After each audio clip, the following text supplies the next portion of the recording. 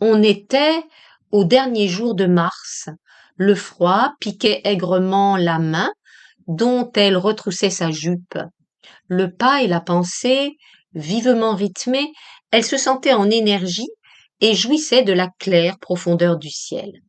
L'élégance du parc Monceau atténuait dans sa mémoire les scènes de misère qu'elle venait de voir. Il lui parut que, du trottoir opposé, quelqu'un la saluait.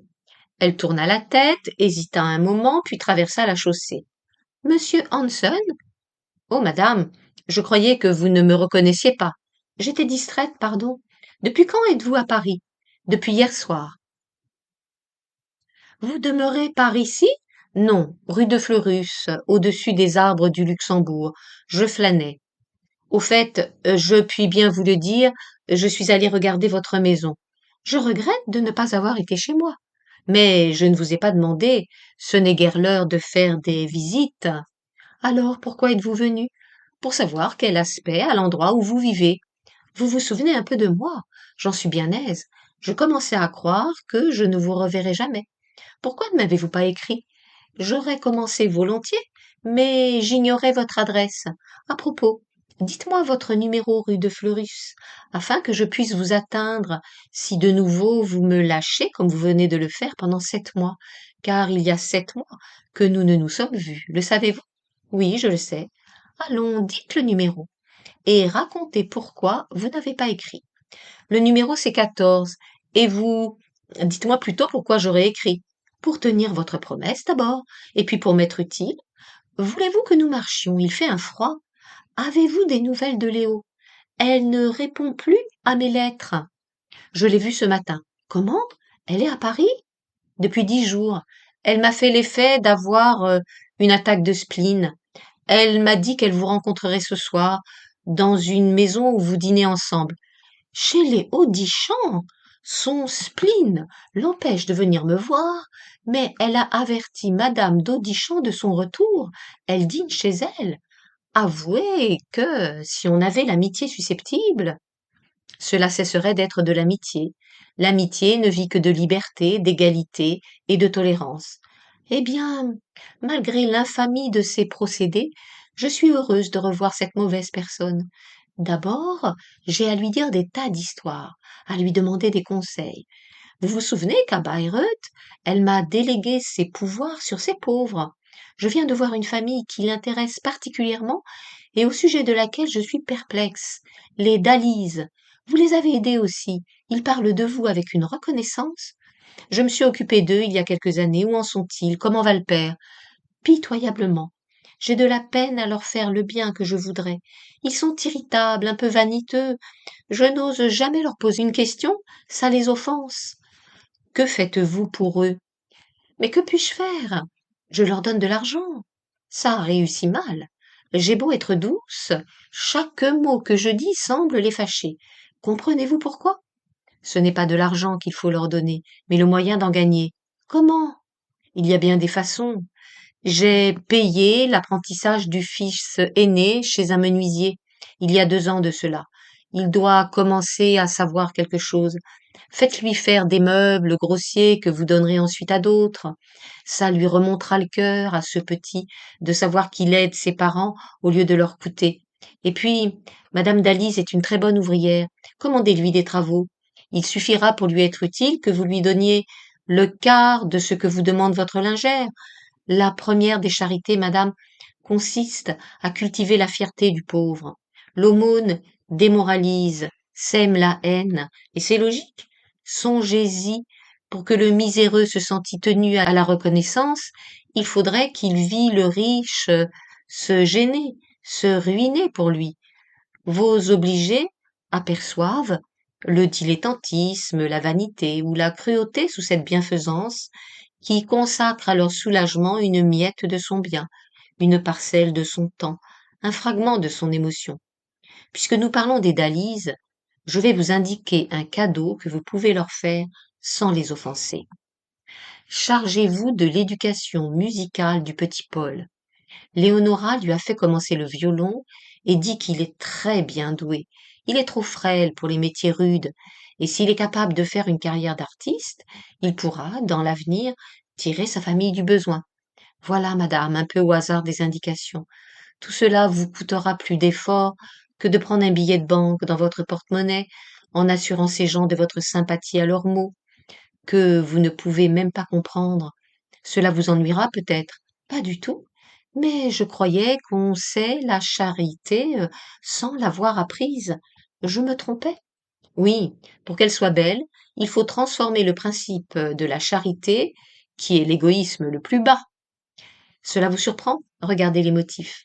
Les meilleures âmes cherchent à s'ôter l'image de la souffrance multiforme et générale en soulageant une ou deux souffrances particulières.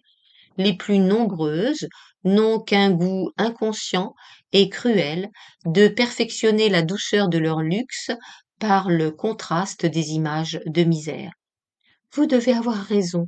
J'ai été souvent déçue, irritée de ne pas réussir immédiatement à changer les désespoirs grognons en allégresse. Je ne pensais qu'à mon plaisir, évidemment. Et puis, l'exploitation grossière m'a déconcertée. Ils sont menteurs souvent, et presque toujours de mauvaise foi, les pauvres pauvres.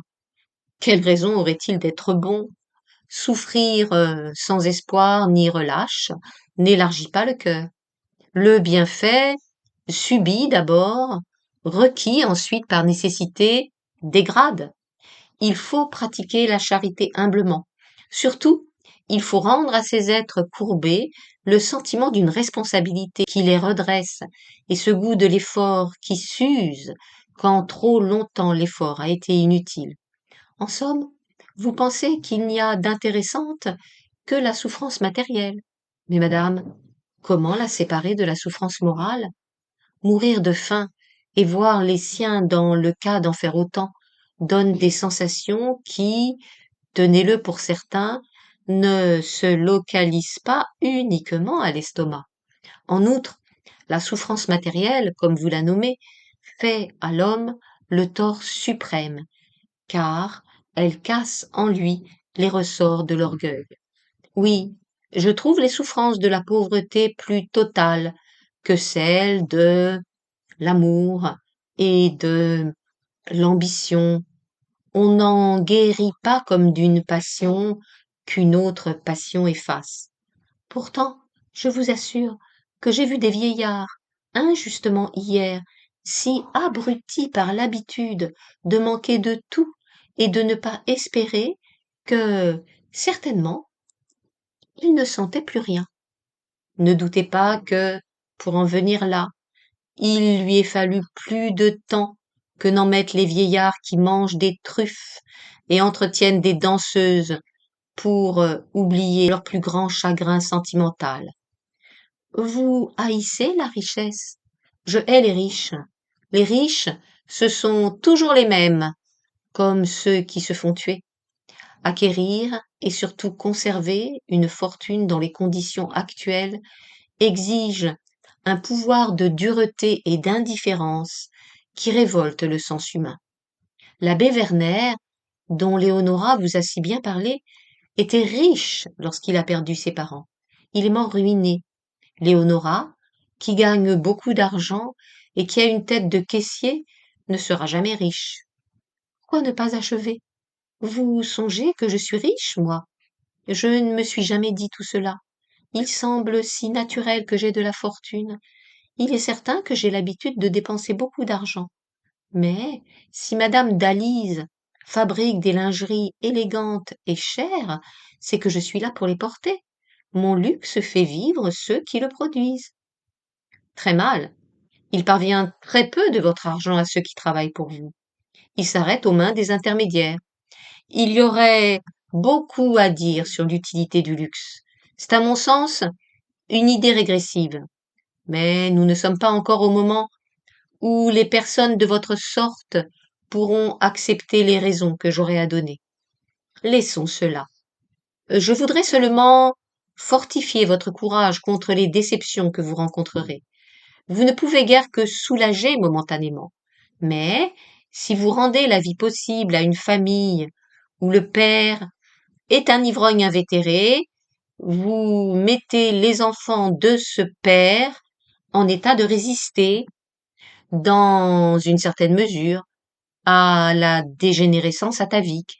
Vous leur permettez de choisir entre la mauvaise route et une route un peu meilleure.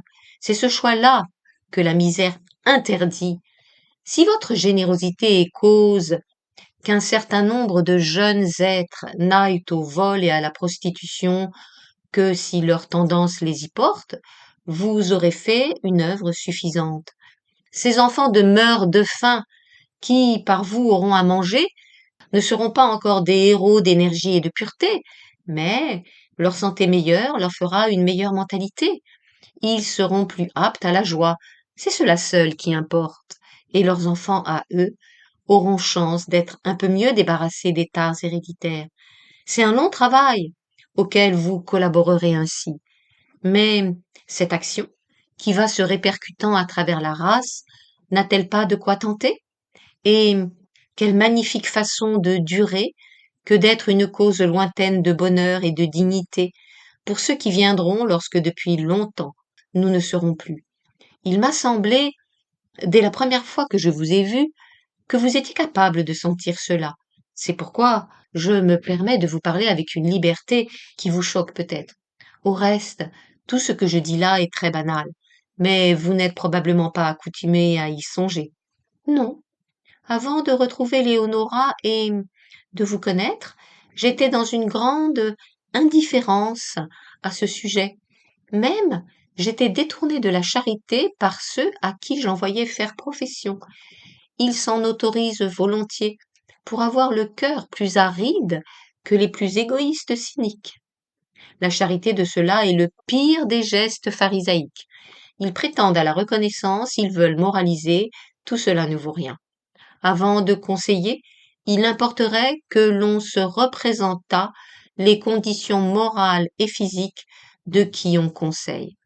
Tout à l'heure, vous avez dit marchons, il fait froid. Le froid vous est pénible. Il vous paraît que la délicatesse de votre organisme, votre accoutumance au confort, vous y rendent plus susceptible que le voyou qui, à son ordinaire, couche sous les ponts. Vous ne vous trompez pas. Il a, pour apprécier le froid, une sensibilité plus rude que la vôtre. Pourtant, si vous voulez le soulager, vous ne devez pas vous dire que cette souffrance qui, en se prolongeant, vous torturerait, vous tuerait, n'est pour lui qu'une gêne, et qu'une petite dépense suffirait à la lui rendre tolérable. Ce qu'il importe d'atteindre et de guérir en lui, c'est la dépression, l'irritation nerveuse, la diminution d'activité vitale que le froid incessant crée dans l'organisme profond. C'est le dépôt laissé par la répétition de ce malaise. C'est enfin l'âme de froid des miséreux qu'il faut réchauffer et non leur froid actuel. Me comprenez-vous? Oui. Oh oui. L'abbé Werner, qui, malgré son indulgence, avait parfois des éclats d'ironie, disait à propos du despotisme des bienfaiteurs: il donne 100 sous à un pauvre, puis, d'un ton sévère et compétent, et avec ça, mon garçon, allez apprendre l'anglais, ordonne-t-il. La générosité la plus large ne suffit pas à acheter la liberté de l'être le plus déchu. Mais je prêche, madame. Vous vous moquerez de moi? Non. Seulement vous me découragez un peu, c'est curieux. Comment dire cela? Il me semble en vous écoutant que je suis plus faible, plus femme que jamais. Longtemps je me suis crue libre. Depuis quelques mois, j'ai le sentiment contraire. Et voici que tout à coup, je me sens tout entortillée de contraintes. Pourquoi? Vous êtes captive de votre vision de la vie qui est fausse. Et si vous sentez en ce moment que votre liberté est illusoire, c'est que vous venez d'appuyer votre attention sur du réel. On a dû cultiver en vous l'instinct de servitude. J'ai été élevée dans la religion du préjugé. On m'a enseigné qu'il ne faut rien changer autour de soi. J'ai vu par moi-même que ceux, et celles surtout, qui brisent la norme pour affirmer une personnalité ou satisfaire leur passion, ne sont pas heureux et qu'il crée du désordre. Alors, je me suis accoutumée à croire qu'il est dangereux, et même laid, de réaliser celle de nos aspirations qui perturberait la société, la famille, le petit coin ou le grand espace où nous vivons.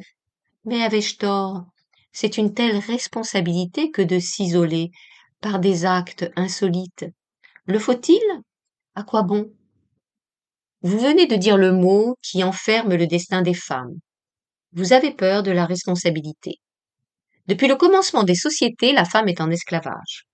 Le sens de la responsabilité n'a pas pu se développer en elle. C'est parce qu'elle se sent et se veut irresponsable qu'elle n'a pas de solide moralité. La parole donnée est sans force pour elle. Elle n'a pas non plus notre honneur grossier quant aux questions d'argent. Comment l'aurait-elle? Elle est irresponsable. Elle ment, parce que le mensonge est la défense des faibles. Il faudra qu'elle abuse longtemps de sa liberté avant de se nettoyer des marques de la servitude. Cela viendra lorsque, débarrassée des lois hostiles et du despotisme de l'homme, elle saura parvenir à se désasservir d'elle-même. Vous méprisez les femmes? Non. Je pensais à celles de votre monde, qui, dans leur jeunesse, pratiquent l'adultère sans amour, et plus tard, manigancent des mariages riches pour leurs filles, ou risquent des intrigues équivoques afin de pousser leurs fils dans les carrières, celles qui, à l'ouverture des testaments, trouvent moyen de fausser la loi et maintiennent avec des mains acharnées et stupides la mauvaise bâtisse de la famille, cette fondation inique de l'égoïsme humain. Jacqueline regarda la figure assombrie de Hansen. Alors, dit-elle timidement, il faut aussi supprimer la famille? La famille surtout, avec les conséquences qu'elle entraîne après soi. La famille de l'héritage, le non-sens de l'éducation individualiste qui fausse les cerveaux. Mais je suppose que vous ne comptez pas sur les femmes, même lorsqu'elles auront en masse la passion de la responsabilité, pour collaborer à la suppression de la famille. C'est leur sauvegarde. Il semble ainsi aujourd'hui.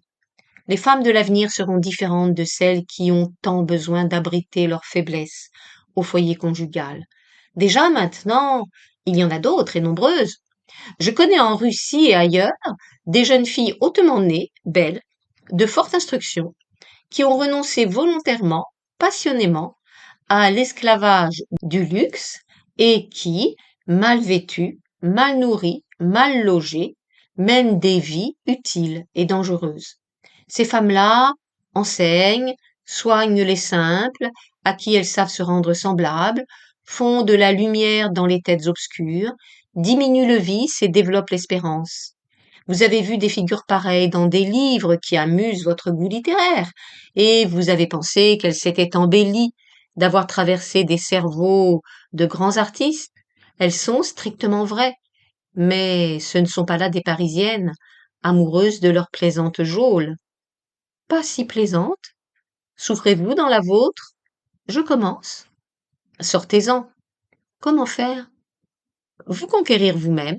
Vous devez connaître vos points faibles. Attaquez-les. Pourquoi souriez-vous de cet air de moquerie inquiète? Parce que je pense à ces points faibles. Qui sont? Le désir d'être aimé, fit-elle à mi-voix. Et son visage blanc, ses yeux, sa bouche sinueuse prirent une ardente douceur. Éric la regarda un instant, puis d'un ton froid dit: le désir d'aimer serait d'une âme plus noble. Léo pense cela aussi, et je commence à le croire. Mais ça fait mal. Faut-il nécessairement souffrir? C'est mieux. La douleur concentre la dignité. La joie l'éparpille. La joie? Mais le bonheur? Il faudrait savoir quelle idée vous vous en faites. Ne serait-ce pas vivre hors de soi, dans un être dont on sait qu'il vous appartient tout entier? Ah oui, la passion. C'est un moyen élégant de tuer le temps pendant quelques années. Cela ne saurait être un but pour la durée de l'existence. Mais si tel est votre concept du bonheur, de quoi souffrez-vous? On ne peut admettre que celui qui est aimé de vous ne vous aime pas. Il y a de la souffrance à être mal aimé. N'est-ce rien que de ne pouvoir pénétrer dans une pensée? Pardonnez-moi l'insolence de ma question. C'est bien de monsieur Desmoustiers dont vous parlez. Oui, mais je mérite que vous me demandiez cela, car en de mauvaises heures, j'ai presque tenté d'aimer d'autres hommes que lui. Ah. Et vous vous êtes arrêté en chemin, pourquoi? Jacqueline s'étonna de n'être choquée ni de cette interrogation, ni même du ton dont elle avait été faite. Elle répondit très simplement, comme si Éric avait le droit d'attendre d'elle qu'elle s'expliquât, parce que je pense cela si fort aujourd'hui. Il y a pour chaque femme un homme particulièrement destiné. Mon mari est cet homme-là, pour moi. J'ai mis longtemps à le comprendre. J'ai laissé s'élever entre nous une sorte de malentendu que je ne puis élucider. C'est bizarre de vous avouer tout cela. Je suis très sensible à l'honneur que vous me faites, croyez-le, riposta Éric, dont la bouche souriait mécaniquement, bien que ses yeux restassent durs et distraits. Certainement, si vous le voulez, vous pouvez m'aider. Je vous supplie de venir chez moi. Il faut que vous connaissiez André. Et puis, vous me conseillerez. Qui vous a fait croire, madame, que je fusse propre aux étranges emplois que vous me destinez? J'en suis sûre. Avouez que vous comprenez pourquoi je ne parviens pas à être pour mon mari une amie profonde, à absorber toute sa pensée en lui donnant toute la mienne, à faire qu'il n'y ait que moi qui compte dans sa vie, comme dans la mienne, il n'y a que lui. Monsieur Desmoustiers vous est-il fidèle, madame? Pouvez-vous en douter? Il y avait de la colère dans son exclamation. Cette fois, vous conviendrez que je vous ai choqué. Oui, un peu.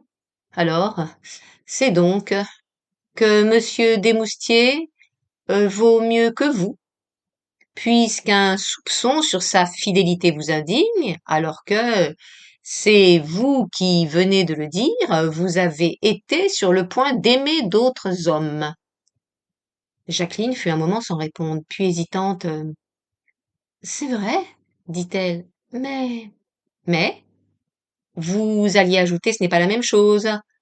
Ce qui signifie qu'en vous trahissant, votre mari serait coupable parce que responsable, tandis que vous, ah, comme vous avez raison, quel mépris de moi-même vous me donnez.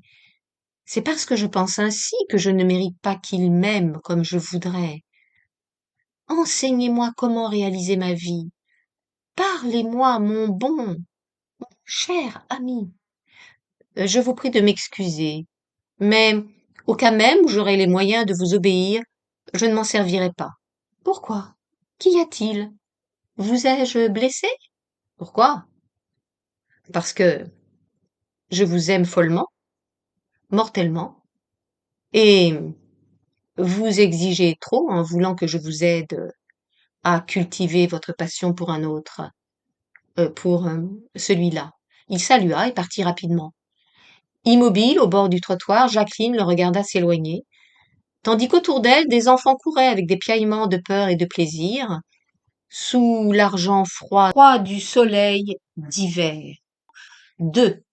Enfin, chère madame, vous êtes revenue. Votre projet de passer le printemps à la campagne nous avait jetés dans le marasme. Fini les réparations de Larçay?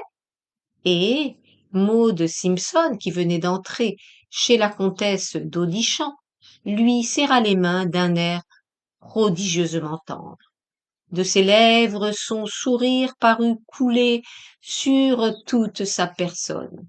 Sa joie d'être là se répandit sur la blancheur grasse de ses épaules, aux plis du crêpe de chine rose de sa robe, au long des reptiles d'émail noir qui lui serraient le cou, se tordait à ses bras, se nouait dans la mousse jaune de ses cheveux. Ah, ne m'en parlez pas, ma chère, répondait madame d'Audichamp. J'ai cru que ça ne finirait jamais. J'ai cru que j'en mourrais.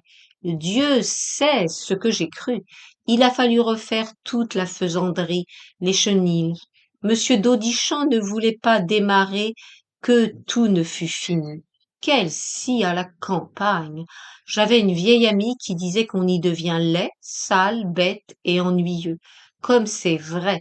Et la plaie des invités, ces monstres, charmants dans la vie naturelle de Paris, et si abominables dès qu'on les enferme dans un paysage, tout le temps à se débiner les uns les autres, à conspirer dans les coins contre le repos des maîtres de maison, les repas en désert d'embuscade, on s'attend à voir sortir un conflit de derrière chaque carafe.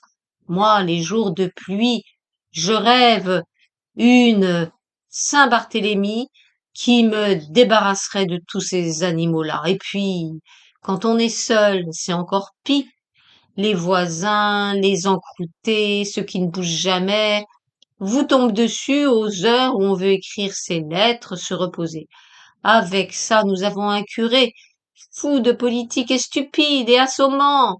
Il veut apprendre au pape la manière de s'en servir. Il faut l'avoir tout le temps à cause du maire, une espèce de quincaillier en retraite socialiste qui, lorsque l'abbé n'a pas dîné 2 fois dans la semaine au château, fait des potins.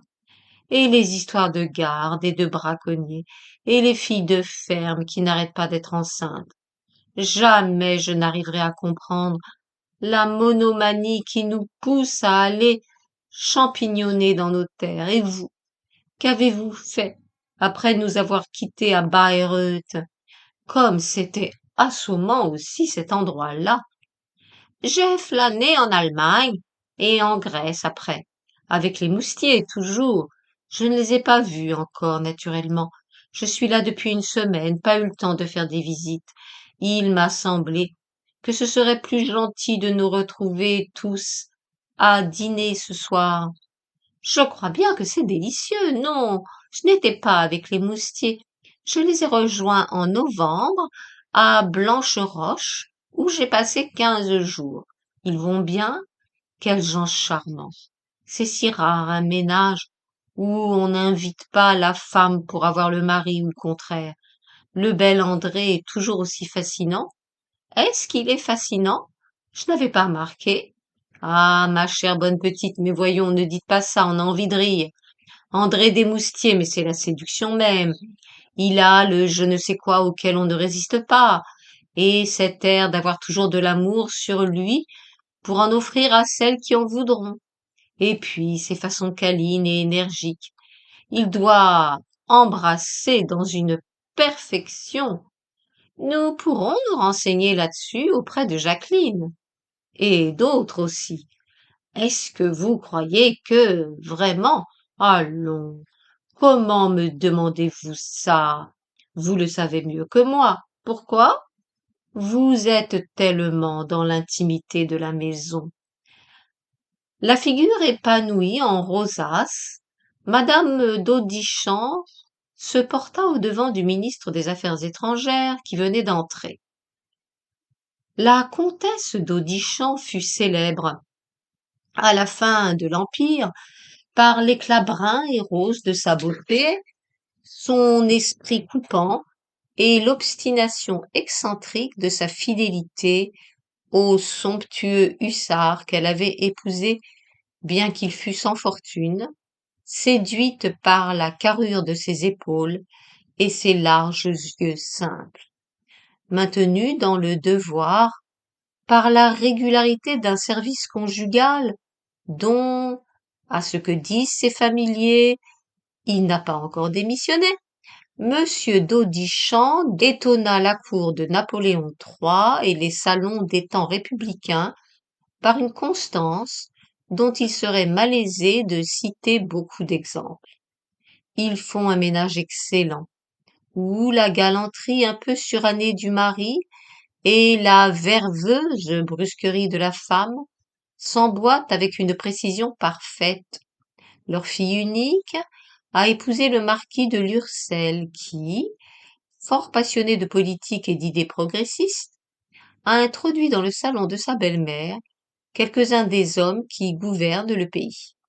De telles fréquentations horripilent grandement monsieur d'Audicham, qui, depuis 34 ans, ouvre chaque matin son Gaulois avec l'espoir d'y trouver la nouvelle d'un coup d'État effectué par des gens résolus pendant le sommeil de Paris. La maison, à ceci près qu'on y voit de temps à autre des ministres sans leurs femmes, est restée ce qu'elle était sous l'Empire, un fastueux passage où autour d'un groupe étroit de familiers, dont aucun ne saurait prétendre le titre d'ami, défilent les personnalités classées du monde, de la diplomatie, de l'armée, des académies et des arts. On y rencontre les ambassadeurs de toutes les puissances, des archiducs y acceptent les fêtes données en leur honneur, d'illustres actrices étrangères y dînent avec des duchesses. On potine, là, dans toutes les langues, mais seulement sur de hauts personnages. Les historiettes du Quirinal et les incidents de la Hofburg s'y commentent entre gens renseignés. Les infamies du gouvernement français sont jugées comme elles le méritent. Les soirs où personne de la place Beauvau ni du quai d'Orsay n'est là pour contredire. On y entend d'excellentes musiques, bien que monsieur et madame d'Audicham soient doués l'un et l'autre d'une totale incapacité de percevoir les intentions de cette forme du bruit. Pas plus que le service qui se fait toujours à la française, le mobilier n'a subi l'action brouillonne de la mode. Les canapés en damas bouton d'or se souviennent d'avoir connu le contact de crinolines augustes. La pendule du grand salon, le bouquet de lys en bronze doré jaillissant de l'urne de Sèvres évoquent des images effacées et déjà historiques. Deux portraits de Winterhalter montrent monsieur d'Audicham en grand uniforme et rayonnant d'une pompe amortie, et la comtesse décolletée en baignoire. Les épaules tombantes, comme entraînées au poids de bracelets trop lourds pour tant d'idéale flexibilité, les cheveux bouffants en bandeau, elle retient un châle de chantilly de ses mains croisées à la taille avec un geste reposé de femme qu'une foncière distinction met à l'abri de toute possibilité d'être émue. Il y a toujours des fleurs magnifiques dans les jardinières de Faux-Boule, mais volontiers on les croirait artificielles, encore qu'elles ne le soient pas. Dans les silences, on entend, quand passe un omnibus, tinter les pendeloques des lustres, car l'hôtel est ancien et de douteuse solidité. Et ce bruit de cristal semble une petite voix de fantôme qui saurait des histoires démodées. Bien que la maison soit tenue à merveille, on s'imagine voir partout des poussières faites de débris d'un temps déjà périmé. L'élégance des toilettes prend dans ce cadre des aspects de mascarade. Après avoir quitté madame d'Audicham et dit bonsoir à droite et à gauche, Maud Simpson alla s'asseoir à côté de madame Steinweg. La belle banquière, comme de coutume, était là sans son mari. Monsieur Steinweg se recommande à l'estime des nombreux amis de sa femme par la persévérance qu'il met à être toujours en voyage ou grippé. On l'aperçoit aux grandes fêtes qu'il donne à l'aristocratie française et là encore, il sait faire apprécier son tact. D'une pâleur profonde, où s'avoue l'usage des poisons de joie, madame Steinweg est une de ces admirables Israélites qui deviennent si laides à cette heure de la vie des femmes, où les duchesses de sang aristocratique commencent à donner aux bourgeois l'impression d'avoir été très bien dans leur jeunesse. Mais, ce soir-là, personne ne songeait aux tristes possibilités que l'avenir réservait à cette pâle et magnifique dame. Avec une mollesse de fleurs alourdies qu'un souffle va faire tomber de sa branche, elle gouvernait un cercle d'hommes, réduits au silence par l'admiration, et causait d'une voix lente et moqueuse en remuant doucement son collier de perles roses qui, noué à la taille, pendait jusqu'à ses genoux. Contente de vous voir, chère, dit-elle à Maud. Ça va bien? Qu'êtes-vous devenue depuis un mois? Comment se fait-il que je ne vous ai aperçu nulle part? Je l'ignore, car je suis allée dans une masse d'endroits, pas les mêmes que vous, sans doute. Savez-vous qui madame d'Audichant attend encore? Ah, voilà les moustiers, quelle chance! Eux non plus, on ne les voit pas. Est-ce que vous vous cachez ensemble? Jacqueline est incroyablement en beauté cette saison. Regardez comme ça lui va bien, ce velours noir. Elle a l'air d'une opale. Moustier a bien tort de la tromper comme il le fait. Ça finira par lui jouer un mauvais tour. Elle n'a guère le type d'une victime résignée, mais elle ne sait pas encore, probablement. Y a-t-il quelque chose à savoir? Ils font le meilleur ménage, ils ne se quittent pas. Oh, oui, ils sortent ensemble. Croyez-vous vraiment qu'elle n'ait aucun soupçon des fantaisies de son cher mari? Elle ne m'en a jamais rien dit, et je ne suis pas au courant des fantaisies dont vous parlez. Comme c'est curieux. Eh bien, ma chère, il faut qu'on vous renseigne. André a en ce moment une liaison avec une étrangère, dont je ne vous dirai pas le nom, parce que tous ces individus qui nous écoutent iraient le crier sur les toits. On assure que la dame est assez perverse, méchante aussi, passablement jolie, quoiqu'elle ait de grandes mains et de grands pieds. Elle prétend à quelque intelligence, j'ai entendu dire, par cette sorte de bavards qui veulent tout savoir, et en particulier le secret des sentiments d'autrui, qu'elle n'aimerait pas particulièrement Moustier, mais qu'elle l'a pris par haine de Jacqueline, dont les supériorités de tout genre l'exaspéraient. Je crois du reste que ce que je vous raconte là est presque de l'histoire ancienne, car Herbaut, qui a une pièce en répétition aux Variétés, m'a raconté qu'André est depuis 6 semaines l'amant de Singly. Vous savez, cette drôle de bonne femme, qui a l'air de se nourrir avec du poivre et du vinaigre. Elle a lâché, pour se mettre avec lui, comme elles disent, le vieux Dalton, le collectionneur, et même, ce qui est plus important, Marken, qui lui faisait faire des réclames folles dans tous les journaux. Ça ne vous intéresse pas, mes potins?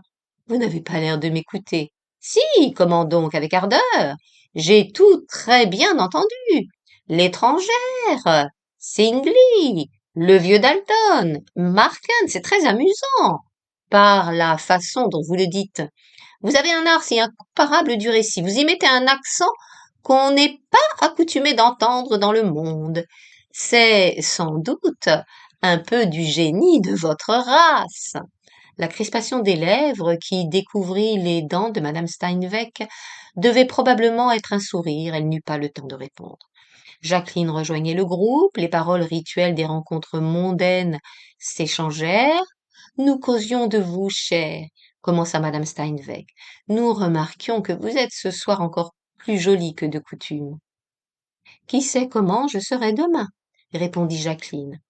Et, s'adressant à madame Simpson, Maud, vous aviez donc oublié que nous devions lire le nouveau cahier de Schumann. Je suis allée chez vous et vous étiez sortie. Mais oui, c'est ce qu'on m'a dit. Et je n'y ai rien compris. J'avais inscrit notre rendez-vous pour demain. Vous vous serez trompé? C'est impossible, rappelez-vous. C'est vous-même qui avez insisté pour cette date, et vous m'avez dit que demain votre après-midi était pris tout entier. Ça n'a pas d'importance. Seulement, j'ai perdu ma journée. André, qui devait venir me prendre à 4 heures après notre musique pour aller voir les tableaux chez Petit, a été retenu au cercle par je ne sais quelle histoire de duel. J'ai vécu, avec mon chapeau sur la tête, une revue à la main, regardant à chaque instant par la fenêtre, et démoralisée par le sentiment du désordre universel. Je vous demande pardon, il faut que je sois folle, car je savais bien que j'avais affaire de 2 à 6 et que je ne pourrais être chez moi. C'était aussi des affaires de duel à l'étranger? Demanda madame Steinweg d'un air de candeur et d'intérêt. Toutes les affaires de la vie sont des affaires de duel, répondit Maud. Vous êtes terriblement occupée, j'imagine, à votre ordinaire, continua madame Steinweg, toujours affable. Oui, assez. Dites-nous par quoi. Comme ça. Dites-nous par quoi. Comme ça. Dites-nous par quoi. Comme ça vous assommerait si je me mettais à vous raconter ma vie. Je suis sûre que ça m'amuserait, comme la comparaison est absurde, autant que les mauvais livres amusent les petites filles. Eh bien, Jacqueline. Attends, là j'ai encore un problème de vision, faut encore que je grossisse, c'est insupportable. Bien Jacqueline. Ah voilà, voilà. Euh, autant que les mauvais livres amusent les petites filles. Eh bien, Jacqueline, vous nous plantez là? Je reviens. Le temps de dire bonsoir à une amie. Elle s'éloigna, la figure la plus vive. C'est la personne à qui madame d'Audychamps fait ses salam-alek pour ambassadrice. La connaissez-vous, Maud? Elle est splendide. Qui ça peut-il être? Une déesse professionnelle? Non, c'est simplement une violoniste, répondit madame Simpson. Elle s'appelle Leonora Barozzi ou quelque chose d'approchant. C'est une sorte de folle, mal élevée au-delà du connu, une amie de couvent de Jacqueline. Elle est quoi, vierge, mariée, divorcée? Là, ça bloque encore, je vais m'énerver. Divorcée, veuve, sait-on? Dieu, qu'elle est belle. Regardez-les toutes les deux. Jacqueline a l'air d'une aquarelle persane, mise en français par Jean Goujon, et l'autre d'une statue grecque du Ve siècle. Les femmes font bien d'être grandes, décidément. Schopenhauer a raison. Notre infériorité tient à ce que, généralement, nous avons les jambes trop courtes. Vous n'aimeriez pas avoir 3 ou 4 centimètres de plus, vous? Non, je me débrouille assez bien comme ça, merci. Vous voulez des renseignements sur cette Barozzi? Elle n'est pas mariée. Voilà tout ce que je sais. Quant à ses mœurs, à Bayreuth, où nous l'avons rencontrée, elle passait son temps avec un individu d'assez mauvaise mine. Elle fait des théories libertaires. C'est, je pense, une nihiliste en chambre. Je ne suis pas du tout de votre avis sur sa beauté. Moi, ses têtes régulières m'ennuient. Vous êtes difficile. Voyons, messieurs, surgissez de votre silence et donnez votre opinion sur cette demoiselle Barozzi. Elle est très belle, dit gravement l'attaché autrichien. Elle a l'air trop décidée, puis elle doit être froide, affirma le général de Troisbois, et il donna du pli à sa moustache dorée par le cigare. Elle a une allure étonnante, dit le peintre Allman, mais elle manque de flexibilité. Croyez-vous qu'on puisse lui faire courber la taille? Moi, j'en doute. Je préfère 100 fois Madame Desmoustiers, dont les gestes les plus vifs n'arrivent jamais à dessiner un angle. C'est bon, c'est bon. On sait votre admiration pour Jacqueline. Inutile d'exciter notre jalousie, dit gaiement Madame Steinweg. C'est vrai, je la trouve incomparable. Vous savez qu'Hogarth avait fait incruster dans sa palette une arabesque en cuivre dans la forme d'un S. C'était un mémento. Il l'appelait ligne de beauté. Madame de Moustier est cela, une arabesque vivante et mobile qui suggère toutes les possibilités de la beauté. Et vous, Lamar, que trouvez-vous de mademoiselle Barozzi? Demanda madame Steinweg au compositeur célèbre qui, l'œil voilé, souriant à demi, écoutait d'un air de patience distraite. Elle est très charmante, mais pour moi, sa beauté disparaît devant son talent. Ah, vous la connaissez? Je crois bien. Si vous lui entendiez jouer la chaconne de Bach, c'est à lui baiser les pieds. Tiens, les Marken. Ils viennent donc ici maintenant? Dit madame Simpson avec un accent de surprise fâchée. Ils se poussent, dit Allman. Qu'est-ce que c'est en somme que ces gens-là? Savez-vous? Demanda Maud en regardant de loin madame d'Audychamps qui pour accueillir les arrivants avait amorti la bienveillance éclatante qu'elle répandait sur Léonora. La perfection de sa politesse établissait une distance entre elle et les Marken. Non, je ne sais pas, répondit le peintre. Personne n'est tout à fait renseigné. On raconte que Marken a frisé, frise ou frisera la police correctionnelle. Quand on demande pourquoi, les gens se défilent. Ils ne savent pas, on leur a dit ça, qui l'ont oublié. Il y a autour de lui une atmosphère équivoque, mais de quoi est-elle faite? Ce n'est pas moi qui vous l'expliquerai. Il passe pour emprunter de l'argent à tout le monde, mais je n'ai jamais entendu personne se targuer de lui en avoir prêté. La femme est bête comme ses pattes, ne comprend rien à rien. Il la rend assez malheureuse, mais je crois qu'elle se venge avec Morin, une espèce de reporter joli garçon qui fait les interviews d'actrices et les crimes passionnels. Vous avez raison de ne pas vous associer aux calomnies qui courent sur Marken, mon cher. C'est très bien à vous, dit Lamarre. J'ai la plus grande estime pour son intelligence. Il a un sens musical si fin. Il rend service avec de jolies façons d'être reconnaissant de ce qu'on lui demande. Il me plaît assez, dit madame Steinweg. Il a un air à lui. Regardez comme il tranche fortement sur tous ces individus vagues qui attendent leur dîner. Tenez, le voilà qui cause avec André Desmoustiers. Il est exquis, notre André. C'est une de nos gloires nationales. Quelle différence avec l'autre, pourtant. On sent qu'il n'a pas la faculté de l'acharnement. Tandis que Marken, il est excitant, cet homme. Peut-être qu'en vous donnant du mal, fit Maud avec son méchant sourire oblique. On verra, bon ami, je vous remercie toujours de m'encourager. Ah, mon cher Barrois, bonsoir. Quelle joie de vous voir. Je croyais que vous ne dîniez plus en ville. Vous aviez raison, madame, dit le vieux savant qui inclina pour lui baiser la main une figure jaune, plissée, recreusée, à lèvres épaisses, à grand fond bossué et dont la terne laideur se trouait de la lueur magnifique des yeux, où par instants la force du regard se concentrait avec une acuité presque insupportable. J'ai peine à le croire en vous voyant ici. C'est exceptionnel. Il faut des circonstances spéciales pour que je me décide à sortir de mon antre, aussi bien fait pour moi que moi pour lui. Quelles occasions? Mais l'espoir de vous faire ma cour, par exemple. Les plis de la vieille figure remuèrent, déplaçant de l'ironie. Bien. Mais alors pourquoi, depuis quelque temps, refusez-vous de venir chez moi chaque fois que je vous y invite? Chez vous, ma jalousie a trop de raisons de souffrir, dit Barrois d'un ton assez insolent. Moi, dit Maud, je sais bien pourquoi nous sommes favorisés ce soir. Vous êtes venu parce que madame d'Audychamps, qui sait son métier de maîtresse de maison, vous a promis que vous verriez Jacqueline Desmoustiers. Le regard de Barrois circula autour de madame Simpson, comme s'il eût voulu bien vérifier la place qu'elle occupait avant de l'en noter définitivement. Ce m'est toujours une grande joie de la rencontrer, dit-il. Elle est susceptible de faire des idées, son cœur est excellent et sûr, on n'en peut pas dire autant de vous toutes, mesdames. Oh, cher ami, je vous en prie, pas de généralisation insultante, s'écria madame Steinweg. Si vous avez envie d'injurier Maud, ayez l'obligeance de parler au singulier. Je n'ai aucune envie de cette sorte. Les jolies femmes ont droit au respect et à l'admiration pendant tout le temps que dure leur beauté.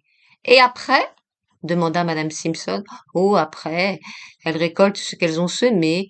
La nature a décidé qu'il était juste et régulier qu'il en alla ainsi. Que pensez-vous que je récolterai quand j'aurai des cheveux blancs et des rides comme vous? Des graines d'amertume, car c'est de l'amertume que vous répandez. Vrai? Je n'aurais pas cru. Mais renoncez à ce langage biblique et démodé. Dites comment vous nommez en termes courants ces amertumes que je sème. L'ironie, le mensonge, la cruauté, l'indifférence surtout, car nul n'a le cœur plus sec que vous ne l'avez. Quelle infâme calomnie! Je suis la tendresse même. Et puis que savez-vous de tout cela? Je vous révélerai, madame, que l'habitude d'analyser les substances rend parfois apte à décomposer les motifs des actions. Ce n'est pas toujours plus difficile de savoir ce qu'il y a dans la petite cervelle d'une femme que de connaître la composition de l'hyposulfite. Je sais à merveille que vous n'avez jamais rien aimé. Vous êtes un monstre psychique d'espèce assez rare. Quand on pense que je m'attire tout cela pour avoir deviné, bien que je ne sache pas la chimie, que vous êtes amoureux de mon amie Jacqueline, la vérité n'est pas toujours bonne à dire.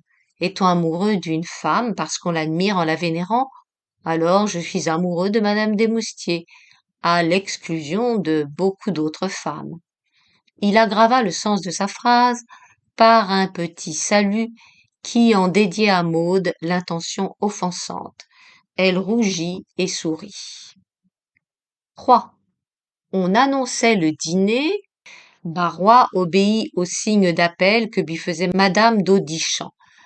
Marcaine s'inclinait devant Jacqueline. J'ai l'honneur, madame, de vous conduire à table. Elle prit son bras sans répondre. La solennité de la phrase lui paraissait manquer de goût. Elle regretta qu'il dût être son voisin. Le défilé s'accomplit dans le silence qui convient aux cérémonies transitoires. Il y eut un bruit de chaises remuées, d'étoffes froissées, de couverts touchés. Les femmes ôtaient leurs gants longs, puis les mains nues étiraient leurs doigts, faisaient briller le prisme des bagues. Les hommes jetaient un œil modeste vers le menu. Au centre de la table, une orchidée mauve bougeait un peu au-dessus de la corbeille. Des lueurs sautaient comme de petites danseuses folles, d'un bord d'argent à un bord de cristal. Une odeur mêlée de homard, de faisan, de sauce et de citron errait dans l'air chaud. Il faisait très clair. La lumière, patinant sur le vernis des natures mortes hollandaises, encastrées dans les boiseries, cachait les peintures. Les valets de pied, en poudre et en bas de soie, semblaient avoir une pitié hautaine et renseignée des gens qu'ils allaient servir. Dès la première cuillerée du potage à la reine, Madame d'Audichamp, qui s'entendait à mettre ses dîners en train, apostropha l'attaché autrichien.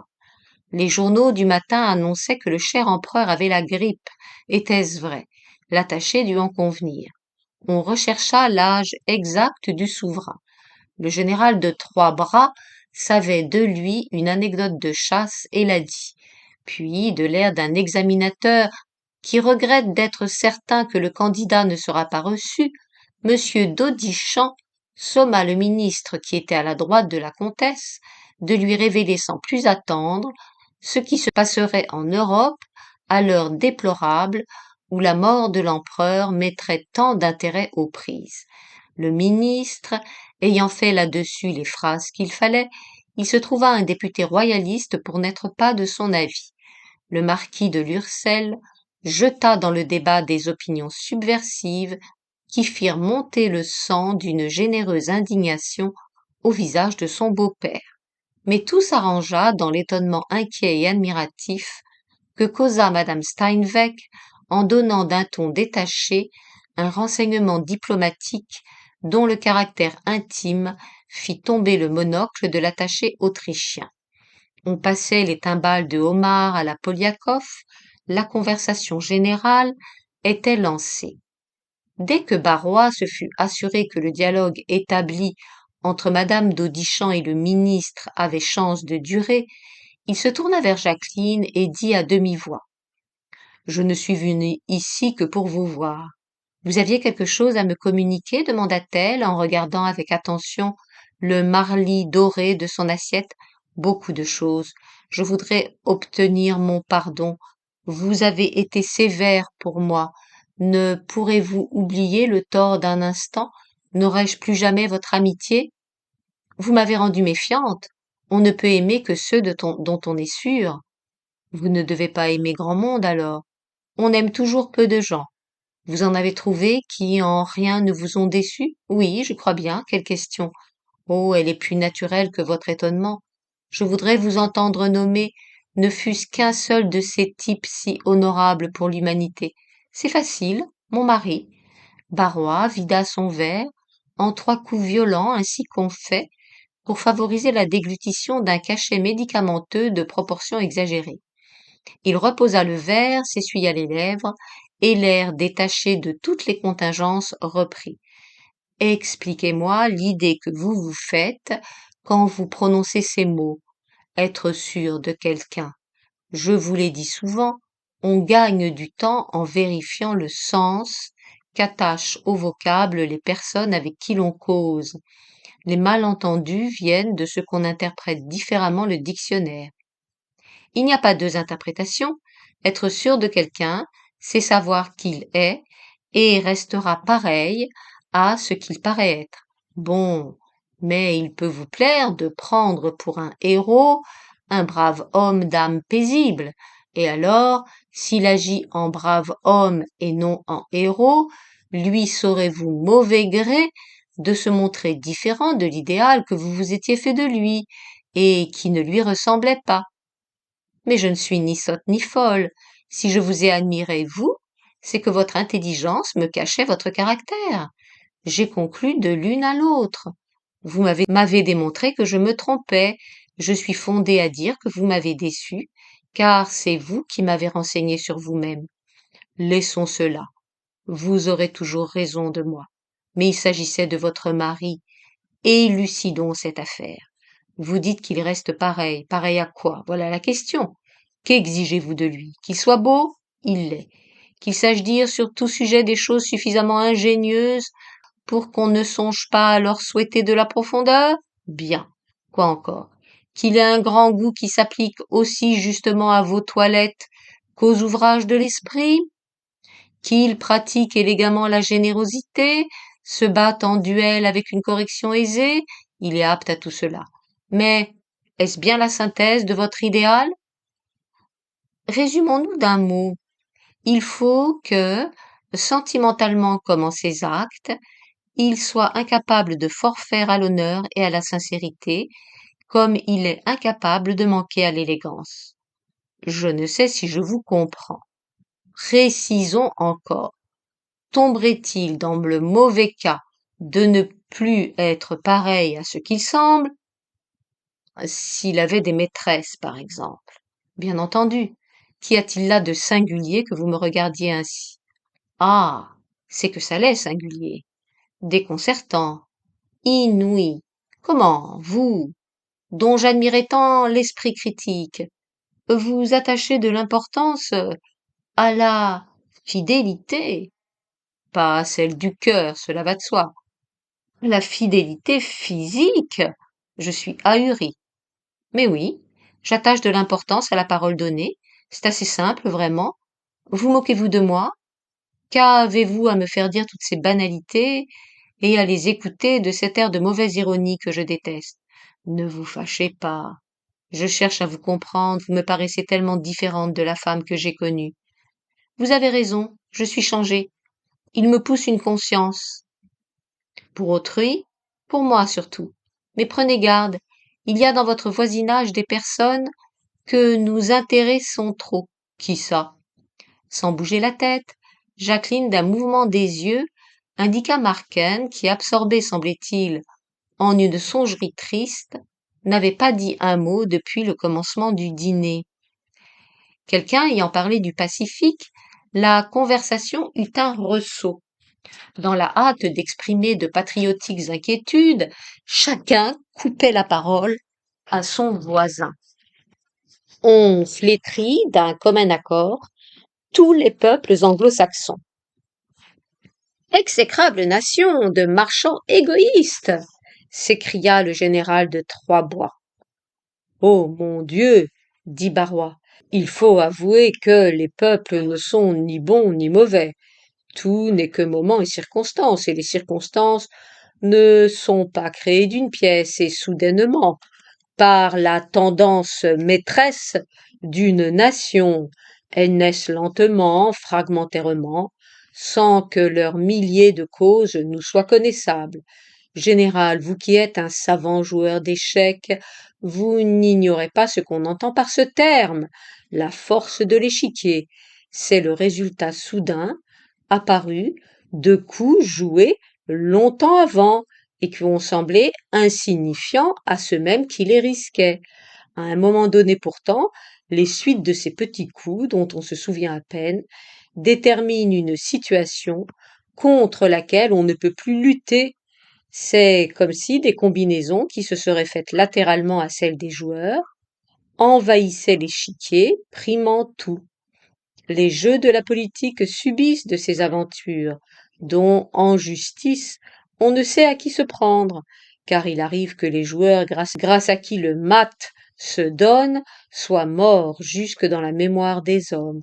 On a tort, par exemple, d'attribuer la responsabilité des guerres à ceux qui les déclarent. Les pauvres taupes de ma sorte, qui, dans leur laboratoire, découvrent l'application d'une substance ou d'une force, pèsent plus lourd souvent en de telles questions que les politiques aux sourcils compétents. Le monsieur qui déclare la guerre n'est que la trompette dans laquelle souffle la lointaine volonté des causes invisibles. Mais, mon cher maître, éclata le ministre, de la voix dont il usait pour interpeller aux époques où il ne faisait pas partie du cabinet, vous négligez vraiment trop le facteur si important que représente dans la conduite politique d'un peuple ce que vous me permettez de nommer son caractère ancestral. Les peuples recommencent toujours les mêmes actes, comme ils conservent leur figure et leur passion particulière. Par exemple, la guerre de Sertorius en Espagne a la même allure d'embuscade que la guérilla au temps de Napoléon. Et souvenez-vous que César a dit des Gaulois qu'ils se battaient et parlaient bien. Les Français restent tels. La formule n'a pas gagné en précision à être si souvent citée. Je veux me persuader que tous les Français se battent en perfection. Quant à bien parler, au reste, à quel Français faites-vous allusion? Aux Bretons, qui ne savent pas le français, aux Grecs de Marseille, aux Sarrasins de Bayonne, aux Flamands de Lille? On diffère d'aspect et de façon dans ces diverses régions, sans parler des idées. Pour moi, je vous confesse mon incapacité à reconnaître les caractères par où une race diffère des races limitrophes, et quant à savoir ce qui exprima la volonté générale d'un peuple. Mais on l'aperçoit assez dans le gouvernement qu'il se donne.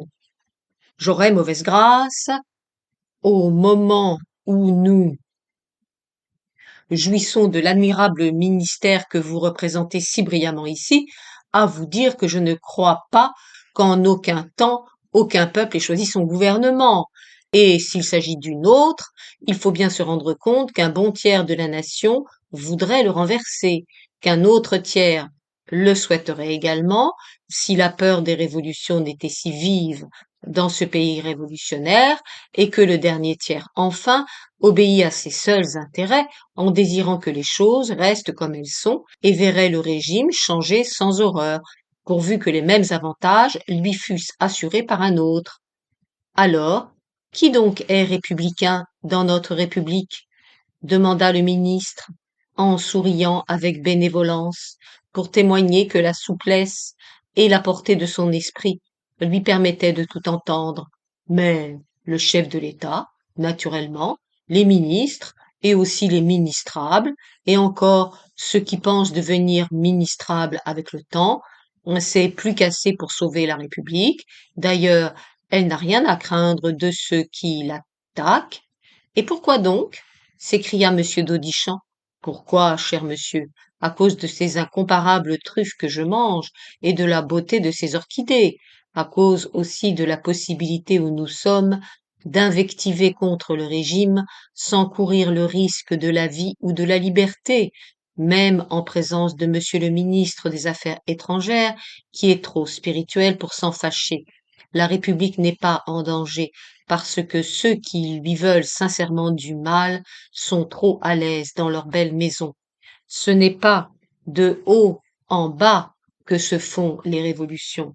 Un jour peut-être les mineurs sortiront-ils de la mine, groupés par une organisation logique, poussés par les dures colères du besoin trop longtemps senti.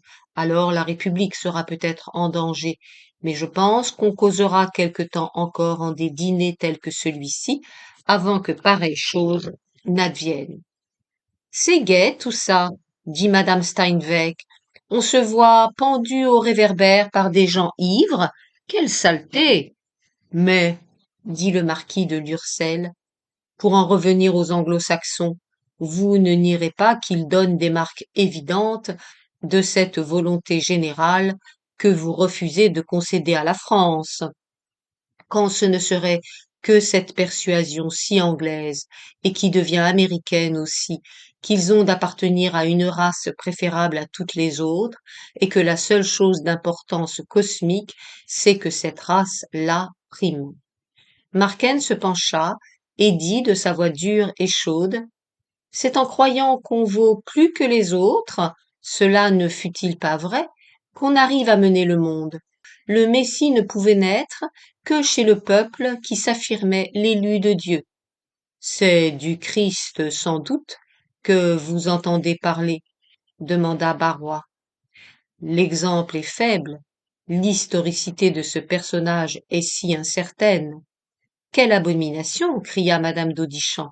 Croyez-vous que je vais vous permettre de dire des choses pareilles chez moi? Qu'importe, dit Marken, même si le Christ n'a pas existé.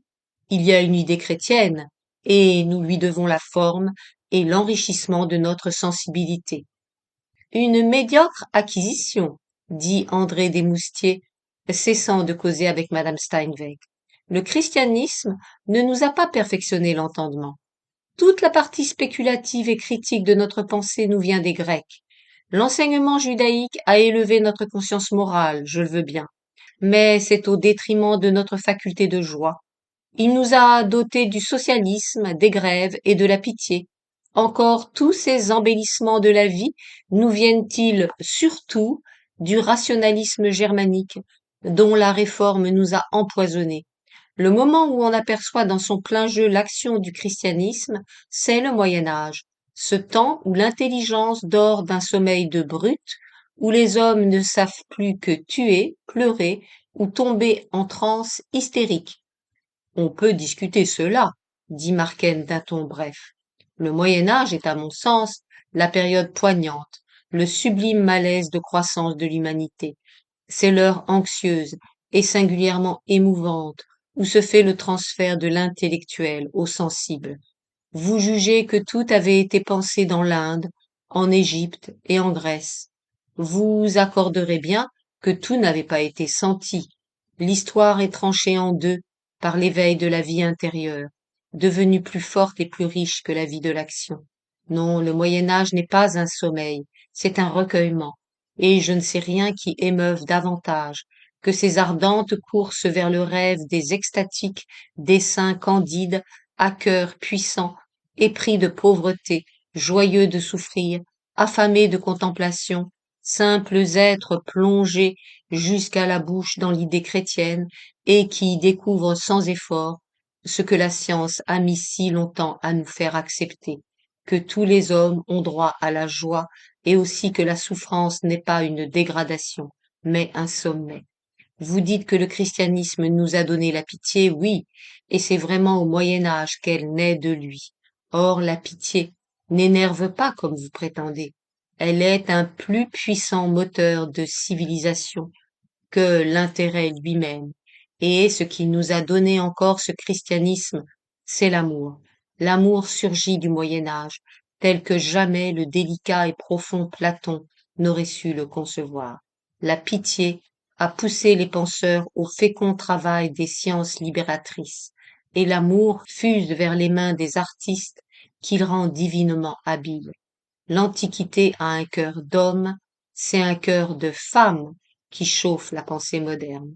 Et ce cœur-là, c'est dans le Moyen Âge chrétien qu'il bat pour la première fois ses rythmes d'angoisse, de désir, de contrainte et d'espoir infini.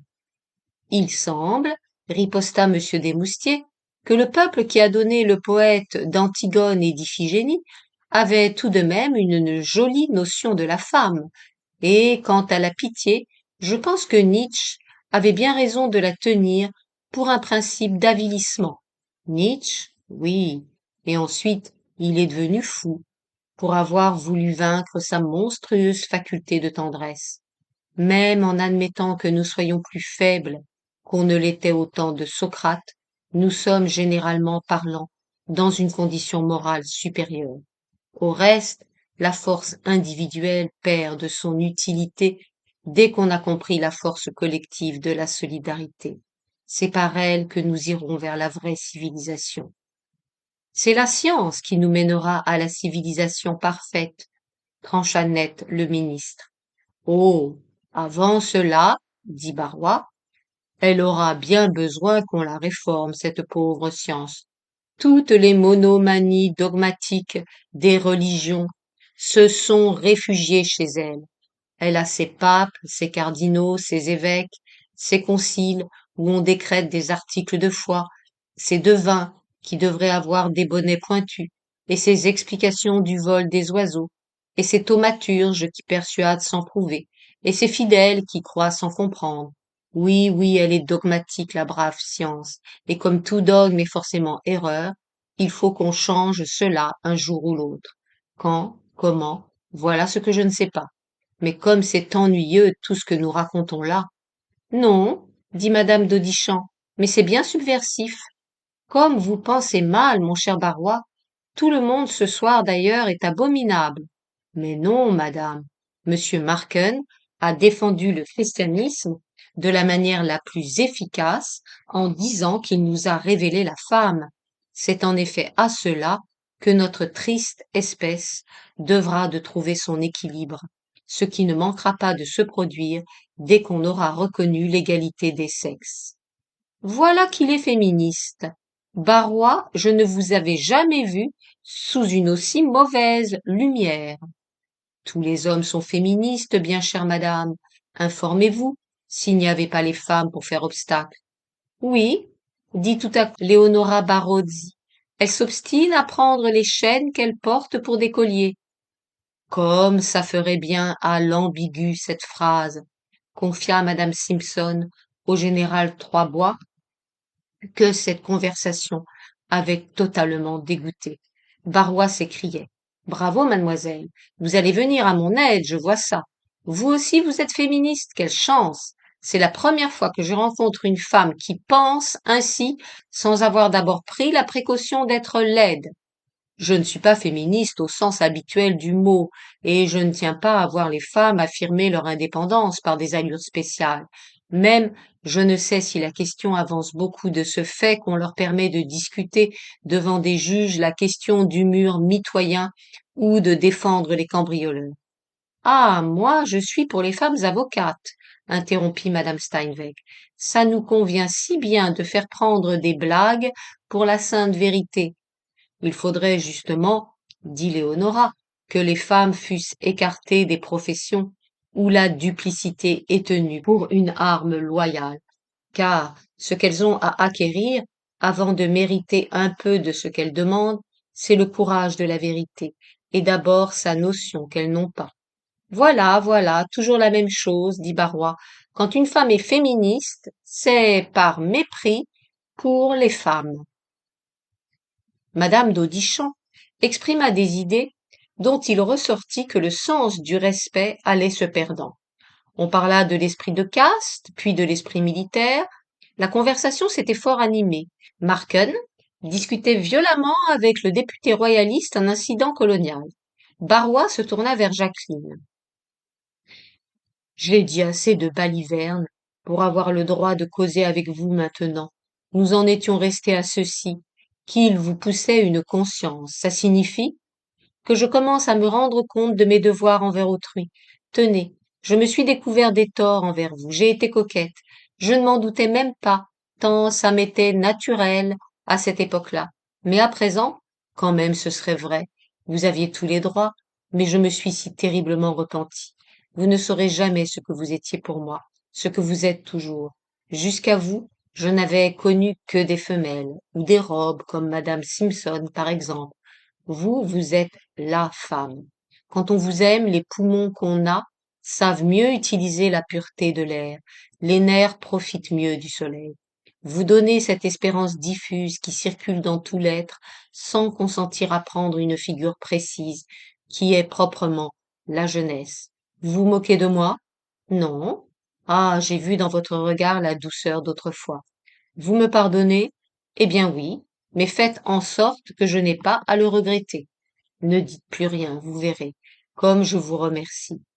Les yeux bleus du vieil homme avaient cet éclat soudain qui révèle l'ébranlement heureux des profondeurs vitales. Il se jeta dans la conversation avec des contradictions bouffonnes. Jacqueline était satisfaite d'elle-même.